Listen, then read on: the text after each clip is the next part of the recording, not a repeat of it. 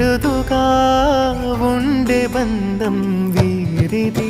ఈ తమ్ముడే తన అక్క కమ్మై లాలించే లాలించే, అక్కకే తను కన్న తండ్రై పాలించే పాలించే. కాలమాగి చూసిన అనుబంధమే ఇదిలే, వయసు మీరిన పాసమే ఒక కావ్యమైనదిలే. రేపలా ఎప్పుడు కంటి పాపగ కాచులే.